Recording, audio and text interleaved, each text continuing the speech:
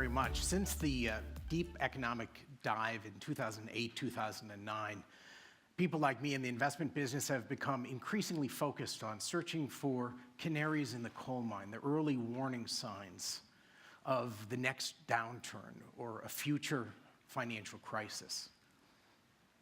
Recently, my team and I were scouring through some data looking for these sort of indicators. We came across a different kind of indicator, one that didn't suggest so much an pending recession or financial crisis, but a crisis perhaps just as deep, one which undermines that necessary belief in our society in capitalism. And we found it in data surveying the millennials. So I'd like to share that data with you today, suggest some of the reasons we think that capitalism or the belief in capitalism is being undermined in the US, and offer a path to getting through that challenge. We'll start with some of the data that actually on first glance looked pretty good. The Kauffman Foundation for Entrepreneurship in Kansas City has done a number of surveys of millennials and other young Americans and asked their entrepreneurial intent. Do you intend to start your own business? And if you were to look at the numbers on the chart behind me, you'd think this is a really strong embrace of capitalism.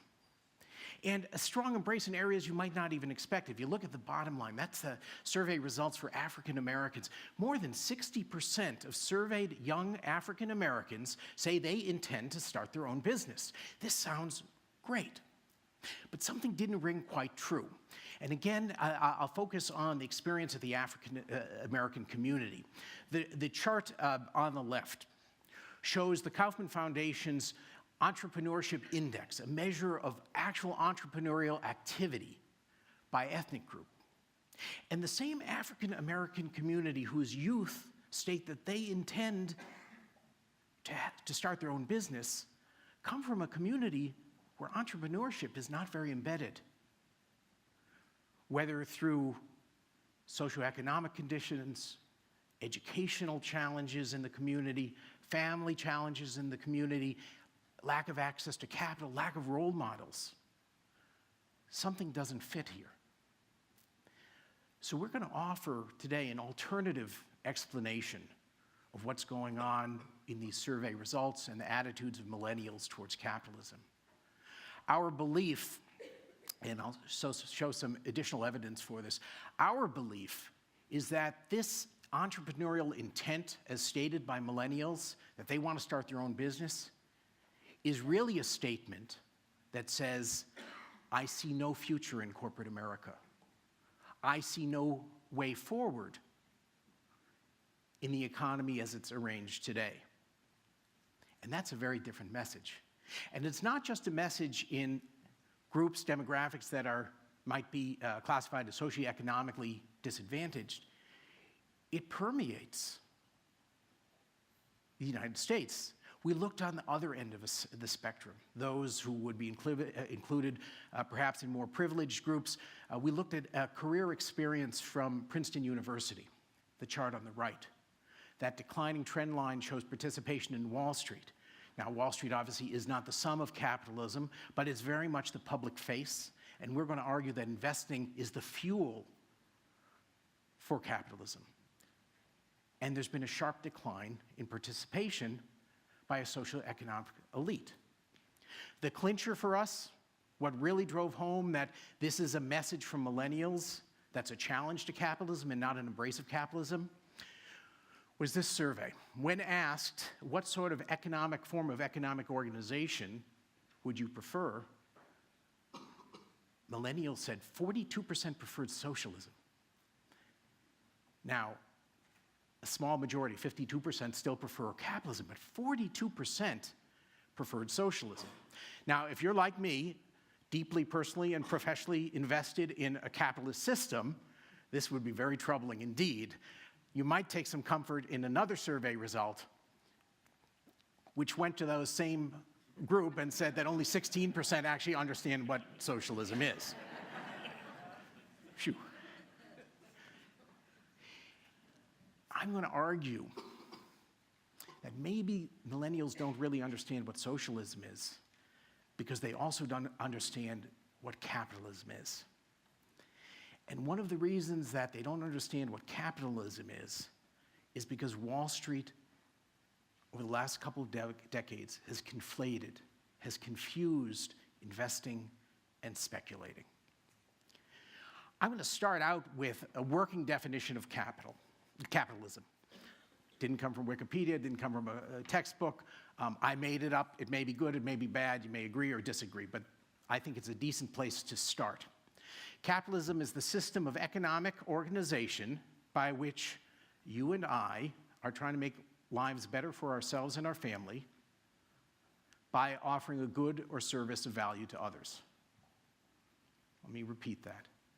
Capitalism is a system by which you and I try to make lives better for our families and ourselves by producing a good or service of value to others.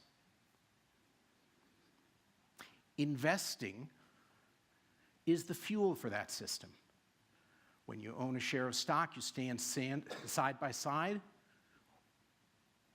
with owners, employees, managers who are trying to make their lives better by offering a good or service of value to others. When you own a bond, you're lending to those same people. So if that's capitalism and that's investing, let's look at a couple of vehicles which can be found traded on stock exchanges today and can be found in investor portfolios. I'm going to start with the top one, just a definition. ETN, that acronym, exchange traded note, it's just a wrapper for an investment vehicle. VIX is an index of expectations for market volatility. So this first item, the velocity shares daily 2 times VIX short-term ETN, is a bet on growing volatility. And that 2x part, that means you've levered up that bet. You don't even have to bet on it going up. The next item, you can bet on it going down. Or you can bet, the third item, on a basket of commodity futures. Last time I looked, a bushel of wheat was not inherently productive. It's a very strange investment whose value is only realized in its destruction, eating it. It's a very strange investment that, if left alone, decays. And yet, this is a commonplace investment in institutional endowments and pensions. And then finally, I give an example of what's generally known as a bear note or a bear vehicle, a bet that stock prices are going down. So remember, if owning a share of stock puts you standing alongside people trying to make their lives better for themselves and their families by offering a good and service of value to others, what does it mean to bet against that? Incidentally, this is the time at which my colleagues in Fifth Third Bank's compliance department would like you to know this is not a recommendation to buy any of these things, in case you missed that point. I'm going to give you another example. I'm going to throw out 2 ticker symbols to you, PPG and PBG. PPG you may have heard of before. It's the old Pittsburgh plate glass, PPG Industries. Make glass, industrial coatings. They employ over 42,000 people in 70 countries with 156 manufacturing facilities. Critically, they invest over $500 million towards the future. That's an investment. Though in deference to my compliance partners, this is not a recommendation necessarily to buy or sell PPG stock. What's PBG? That's a contract to deliver frozen pork bellies. One is a process. You own land, you own facilities, you own patents, you own expertise, you own relationships with customers. The other is a frozen piece of meat. Now, pork bellies have actually been delisted, but in commodity components of pensions and endowments, you'll still find wheat and hogs and cattle in commodity indices. There's a cost to conflating these two. Some of that cost can be found in our regulatory structure. Until we admit that these are two different things, it's pretty hard to regulate them. I had the privilege of participating in some of the debates on Capitol Hill during the run-up in commodity prices in the middle part of the last decade, and whether that was being driven in part by the roughly $300 billion in investment money that was flowing into these markets for the first time. Markets never designed to be used in this ways. We critically focused on the Commodity Exchange Act written in the 1930s, which charges regulators with preventing something called over-speculation. If there's over-speculation in a market, regulators have to step in. There's one problem. Nowhere is over-speculation defined. And it's pretty hard to get to a definition of over-speculation when there's no accepted definition of speculation. The tax code, too, implies a difference between speculation and investment. If you're an investor, you've noted that you pay a different tax rate if you own a stock for 364 days and sell it than if you own that same stock for a year. You pay a higher rate on that short-term capital gain than a long-term. Why? And why is it 1 year? Should it be 2 years? Should it be 3 months? Should there be no difference? Should you pay a higher rate or one or the other? And you get tremendous inconsistencies when you fail to define these thoughts and terms and distinctions. For example, an individual who buys and sells a stock in a day at a profit pays a very high tax rate or a higher capital gains rate. If, on the other hand, you're a hedge fund manager trading that stock 100 times a day,